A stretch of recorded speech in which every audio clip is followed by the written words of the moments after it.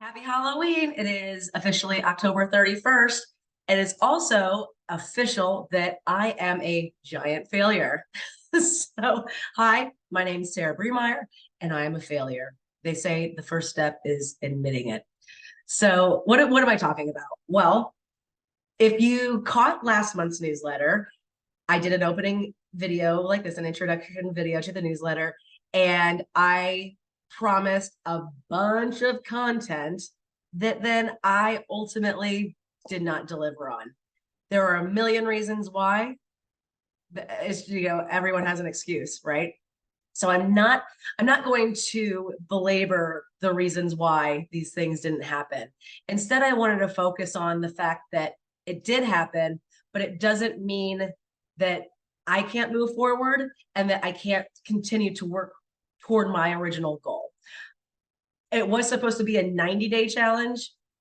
I lost 30 days of that 90-day challenge. It just went out the door. I have 60 days left, and I'm gonna try again. Right? You got to get back on the horse. And so, one of the topics, kind of what's happened with this month's newsletter, an overarching kind of theme is a don't set yourself up for failure. Um, Again, there are a lot of reasons why the content didn't come out of me the way I had planned on it coming out. But I really do believe that the number one reason, and this is the one reason that I'll focus on, is I set myself up for failure. I'm just going to quickly recap what I was supposed to do for you guys. So it was supposed to be a 90-day challenge and take 5 to thrive. So I had said every day of the work week, I'm going to do one specific thing every day. And then I challenged all of everyone in podiatry land to join me in some, maybe the same exact challenge, or make up your own. And so Monday, I suggested you could do something fun for your team so that when they come in to the office on Mondays, it's not like a bummer, because I said last month, Mondays are always kind of a bummer. And so make Mondays fun. Tuesday, this is where I got hung up immediately. Tuesday, I said, let's delegate one thing every Tuesday. I'm not going to go through the other parts of the Wednesday, Thursday, Friday. If you want to check out what those were, just watch last month's newsletter intro video. I'll actually put a link to it underneath this video. But Tuesday, I said, delegate something every week.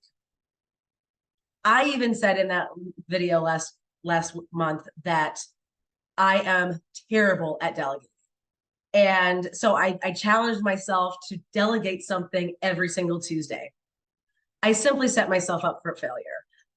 It's such a struggle for me to delegate that doing it every single Tuesday, even though that might not sound like a big deal to most of you watching this video, that is a giant feat for me. If I could delegate one thing a month, that would probably be a better place to start. So the Monday when I started this challenge, I created a little post and I put it on Facebook. So day one, I did it. Day two, I couldn't think of anything to delegate. And what happened was then, because I failed on that Tuesday, it's like I couldn't get myself going to do the Wednesday, the Thursday, or the Friday. It's like the whole plan had just been shot in the foot. My podiatrists.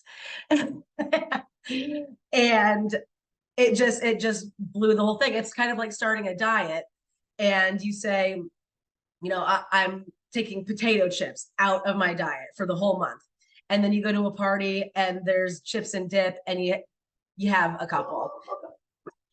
It's Halloween, so people are outside. So my dogs are going to bark here and there. So I apologize. But you have a couple chips. Now the diet's shot. And so then it's like, you're like, well, F it. I'm just going to eat the whole bag of chips.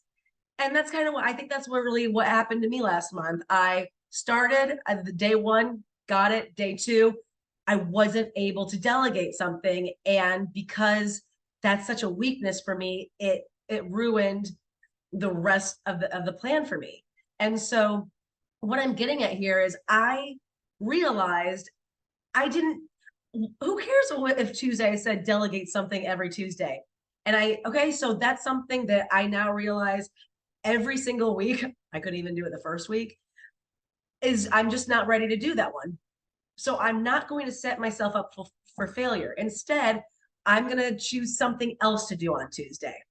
I haven't figured out what that is yet, because I really have just been reflecting on the whole month today as I've been writing the newsletter. And so, but what I'm getting at is you'll see there's a thread throughout this newsletter to don't set yourself up for failure. When you'll read the DPM tip, it talks about, are you not getting the most out of your meetings? Well, are you setting yourself up for failure because you're not choosing the right ones? You haven't put in a strategic guide, a strategic plan to help navigate which meetings make the most sense for you. If you are an exhibitor, are you setting yourself up for failure because you just keep implementing the same trade show strategy that doesn't work, or you're setting yourself up for your failure because your booth is just cluttered and messy? And then for meeting planners, are you setting yourself up for failure by doing things within your meetings that just don't work for your meeting? You don't have to do something just because it's trending.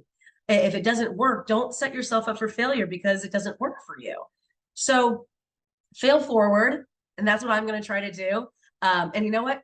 No, I'm not going to try to do it. Trying implies failure.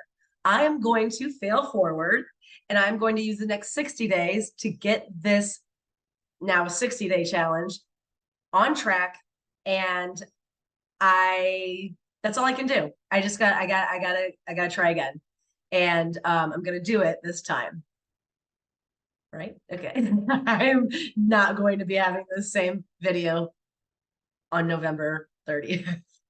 Please. Okay, you guys. So that's the theme of this month.